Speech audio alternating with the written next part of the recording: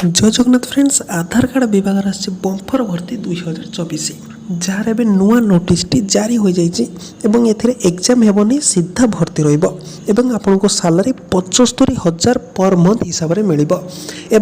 आप निज जिले में जॉब करें ता सहित ए उभय पुरुष एवं महिला प्रार्थी अप्लाई करेंगे आज ही वीडियो देखिए आवेदन करूँ संपूर्ण मागणार तेज देखूँ प्रथम निज मोबाइल गूगल क्रोम ओपन करने गूगल क्रोम ओपन कर सारापर एथर देखो सर्च और टाइप यूआरएल अच्छी एथिरे आपको टाइपिंग करने पड़ो कौन टाइपिंग करेंगे ओडिशा जिओ VTS है Odisha Jio VTS governments job .in देखो मुझे आपण सामने टाइपिंग करदेली एवं टाइपिंग कलापर आपण सामने यही पेज गोटे ओपन होईगला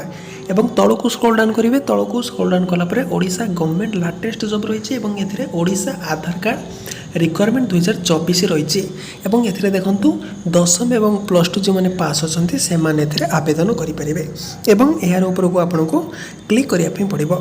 क्लिक कलापर तलक आसीजे तले देखूँ ओडिशा आधार कार्ड विभाग में भर्ती जो रही जहाँ निज निज अंचल आपड़ यह आवेदन करेंगे जो दशम +2 एवं ग्रेजुएशन पास मांगी तलक आसवे नो एग्जाम रही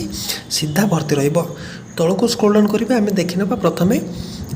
ओडिशा आधार कार्ड ऑर्गेनाइजेशन कौन रही UIAI माने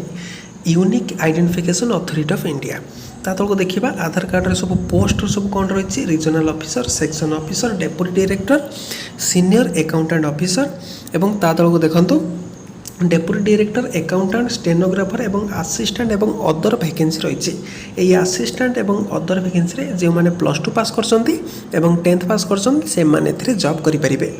ऊपर जो ऑप्शन रही है मिनिमम +3 पास करते आवश्यक ठीक अच्छे तलक स्क्रॉल डाउन करवा ए देखो किपरि अप्लाई करेंगे उभय ऑनलाइन एवं ऑफलाइन ऑनलाइन मान निज मोबाइल साइज अप्लाई करेंगे और ऑफलाइन माने पोस्टल मोड माध्यम अप्लाई करेंगे है स्पीड पोस्ट किंबा रजिस्टर पोस्ट रे ता तक जावा के मैंने आवेदन करेंगे ऑल इंडिया कैंडिडेट उभय पुरुष एवं महिला प्रार्थी अप्लाई करेंगे तापर देखो मुझे प्रथम कही एप्लिकेशन फी संपूर्ण मागणा फ्री ऑफ कॉस्ट रे यहाँ अप्लाई करेंगे एवं देखो एज लिमिट कौन अच्छी मिनिमम 18 वर्ष और मैक्सिमम 56 वर्षर एज लिमिट ए रोचे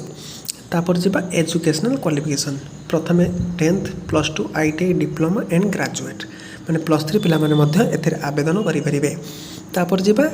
इम्पोर्टेंट डॉक्यूमेंट देखो प्रथम ऑल एजुकेशनल क्वालिफिकेशन दशम +2 ता सहित +3 जहाँ थी जब दशम अच्छी केवल दशम अप्लाई करेंगे जदि +2 अच्छी दशम +2 दुईटा देवे जदि +3 अप्लाई करेंगे तो 3टी सर्टिफिकेट देवे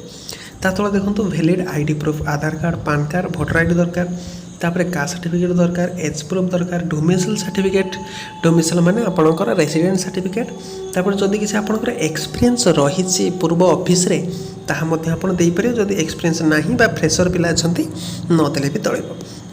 तापर देखो आपणकर रिसेंट पासपोर्ट साइज फोटो तारे सिग्नेचर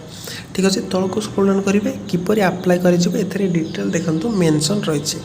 किंबा तलक पलि आसवे देखो अप्लाई लिंक अच्छी ये अप्लाई लिंक रे आपको क्लिक करने पड़ो मुझे अप्लाई लिंक रे क्लिक करदे देखो फ्रेंड्स क्लिक कलापर आप सामने आधार कार्ड एपटर लिखाई एपटर unique identification authority of India government of India logo अच्छी तलक देखो वर्किंग UIDAI माने आधार सेंटर आप काम करने चाहते कि ए लिखाई प्रथम देखो विभिन्न प्रकार जॉब रही डेपुटेशन बा कॉन्ट्रैक्ट बेसिस जॉब रही तलक आसवे देखो वॉलंटियर रही सब टाइटिकल जॉब रही तलक देखो ए कौन रही ना इंटेंसिव प्रोग्राम रही इंटेंसिव माने जो माने केवल दशम पास कर +2 पास कर अप्लाई करेंगे ए विभिन्न प्रकार जॉब पोस्ट रही डायरेक्ट देखो क्लिक ऑप्शन अच्छी क्लिक क्लिक करके पोस्ट को ऑनलाइन मोड रे अप्लाई करेंगे फ्रेंड्स मुझे भाई आपंकर समस्त डाउट क्लियर हो किपरि अप्लाई करेंगे जदि किसी आपंकर डाउट अच्छी कि निज जिले में किसी जॉब वैकेंसी जानापी चाहते निश्चित आपंकर जिलार नाम मत कमेंट बॉक्स रे कमेंट करूँ मुझे आउ गोटे वीडियो देखा जय हिंद जय जगन्नाथ।